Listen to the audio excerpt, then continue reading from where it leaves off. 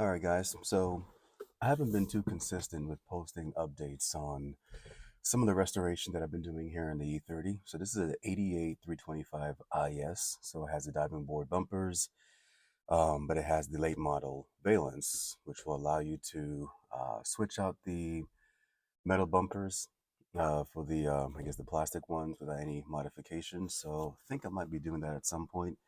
But this video today, we're going to be um, kind of looking at some areas where I've been struggling with, which is a shifter. So I'm going to get underneath and kind of show you what we've done. But what I also want to do is just kind of show a little bit of what we've done so far to this vehicle.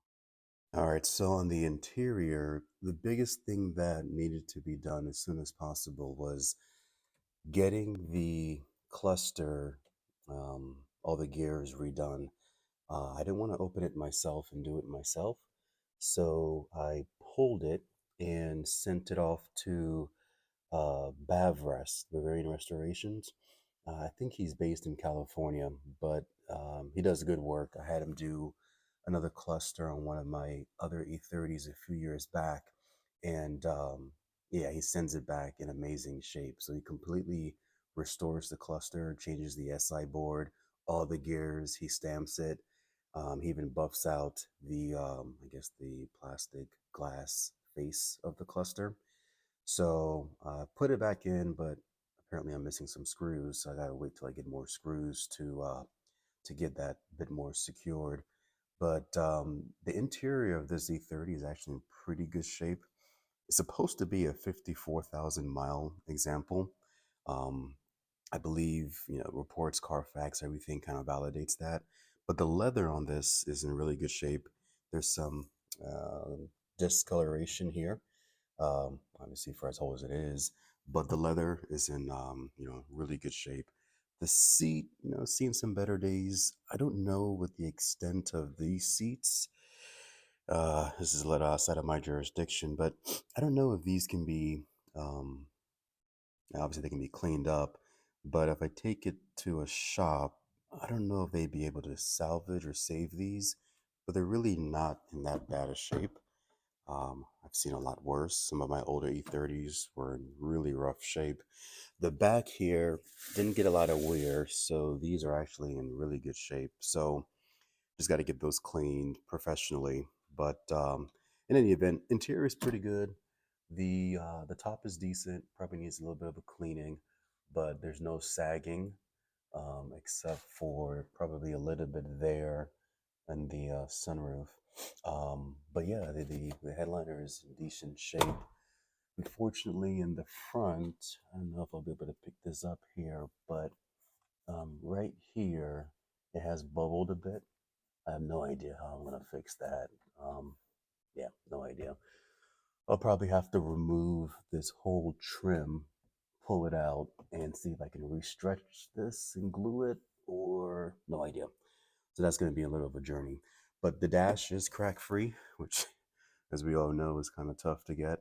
So with the dash being crack free, odometer, all the gears working, um, leather in good shape, carpet is fine, just have to get it steamed. Yeah, the interior is in pretty good shape. All right, so yeah, these video angles, my bad, guys.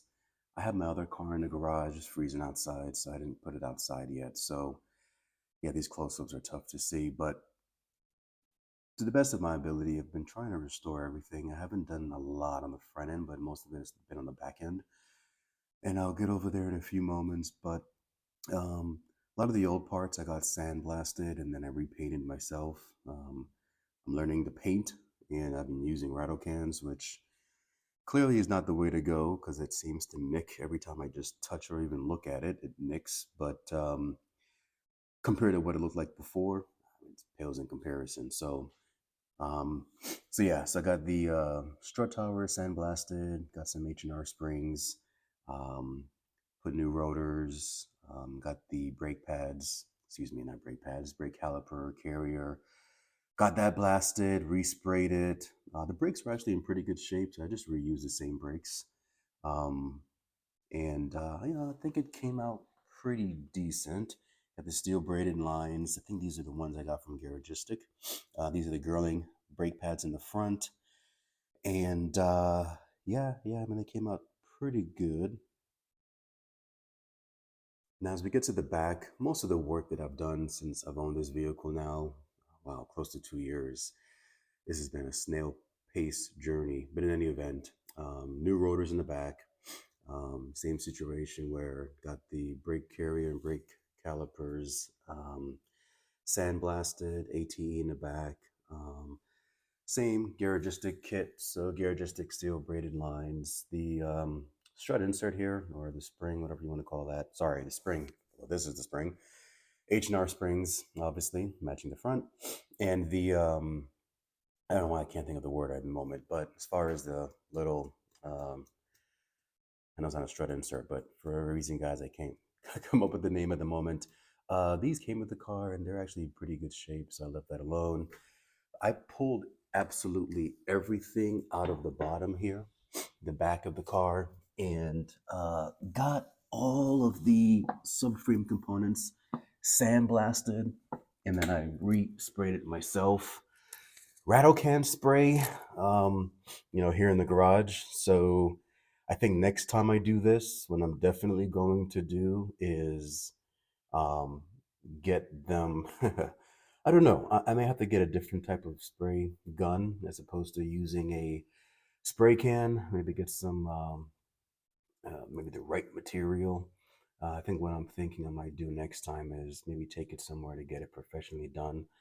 But for what it's worth, I think it's in good shape. Got a couple nicks that I'll end up having just to respray. But again, I mean, if you think about it, a 30-year-old car compared to what it looked like when I um, took it down, and unfortunately, I don't have that video, but that took a couple years ago before I created this YouTube channel. But yeah, it pales in comparison. It's much nicer. So again, everything came completely off. Um, all of the bushings for the subframe, I believe I got these from Garagistic. I think I did. I think I did. These like polyurethane bushings. So I replaced that on the rear trailing arms, obviously, both sides. Um, the bushing here on the subframe, same set, that was replaced. Yeah, that was a pain in the butt getting out. The brake lines, I did all new brake lines, tried bending it myself. Yeah, that was another pain in the butt. What a journey. Steel braided lines here, same kit set from Garagistic. Haven't put brake fluid yet in because I'm waiting to get this caliper on. I lost bolts, so I had to order some bolts from FCP Euro. So when that gets in, I'll be able to install that side of the bracket, and then I can get some fluid in there and see how my work does. But this is the real first job that I've done to this extent.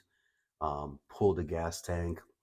Um, this is actually an aftermarket gas tank. I have the original, but I just wanted to get something that didn't have any dents. When I purchased the car, it looks like, I don't know, previous owner or whomever it was tried jacking the car up on the gas tank crazy enough. So it had dents that I didn't want to be bothered with. So I still have the gas tank. I might get it, I don't know, fixed one of these days. The thing with these aftermarket gas tanks that I didn't realize until after I already purchased it doesn't have a drain plug. It doesn't have a drain plug. Typically, it would be, I think, right here. So it doesn't have that on this one. But in any event, it's brand new. It's clean. I painted it myself here in the garage, so I think it came out pretty good. Looks pretty good. Here are some of the nicks I was talking about. Yeah, rattle can spray. I gotta figure out how to get this done the right way. To spray it, however many coats that I need, however many coats that I might need of clear to prevent these nicks, because I barely even touched this. We're trying to install it and it's flaking. So I'm gonna sand it down and I'm gonna respray it while it's installed in the car, and just put some paper behind here so that it doesn't kind of get everything oversprayed. The underside of the car is in really good shape. Not a lot of rust. There were some spots that some surface rust that I kind of tended to, so I just brushed off what I could and put some Pore 15 POR 15 on it, just a few of the troubled areas. But other than that, yeah, the underneath was in really good shape. Really not much rust, which is kind of hard to come by on these E30s. All right, so here's the diff. As you saw previously, it wasn't installed when we were looking at the underside of the car, but I do have to put it back in. It didn't do much to the interior of it. I did pull everything out so that I could get it blasted, which I did, and I painted it myself.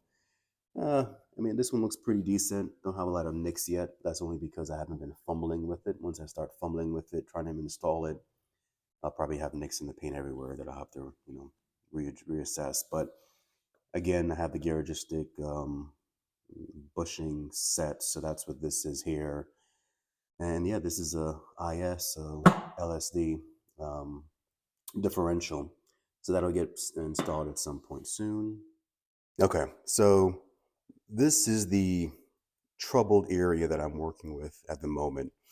So this is the original. I do believe this is the original. I think I have the BMW, yeah, BMW logo here. So this is the original shifter that I pulled out a couple of days ago. So I felt like it was pretty sloppy, and kind of judging by what this looks like, um, yeah, yeah. I think you could probably see that it probably was. So this is the old, I don't know, linkage piece that I pulled out. Um, Old cup, just completely worn. So I figured while under the car doing the restoration that I've done, it's probably a good opportunity to uh, just completely refreshen this.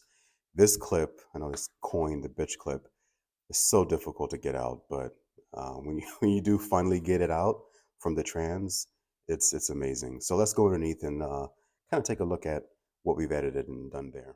All right, so we're now underneath. I'm under here so much, it's like my second bed. But in any event, did the trans mounts since I had the whole garagistic kit. I keep saying garagistic, but that's where I'm getting all this stuff from. Went ahead and changed that. The original ones actually were in pretty good shape. Must have been changed not too long ago, but since I'd already purchased the kit, I went ahead and changed that. So here we go. So garagistic has the linkage. This is a 10 millimeter. It's not the standard. It's 10 millimeters longer, that allows for the shifter when it's in the car to be placed at a different position than it would be if I purchased just the standard one. Forgive me, guys, if it's a little blurry, but I think that might have just done it. So this is going to be your DSSR double shear rod, right? Selector rod. That's going to really help to prevent that some of that play that I was feeling in combination with changing the linkage. This job itself, I don't know how many of you guys have done this, but it's been a complete pain in the butt. To begin with, the bitch clip on top that holds I'm terrible with these names, guys, but that holds this in place to the trans.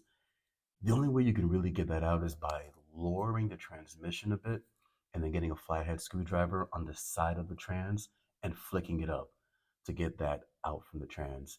That literally took me, man, I think it took me probably 3 hours to do, taking breaks in between. I'm working underneath a car with literally 2 feet, maybe 2.5 feet of clearance.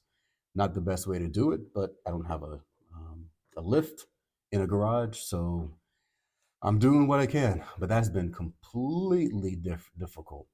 And then once I finally got that out, I mean, it's like Christmas. It's amazing. It's the best feeling in the world to get that bitch clip out. So once I got that out, I felt like I was doing something.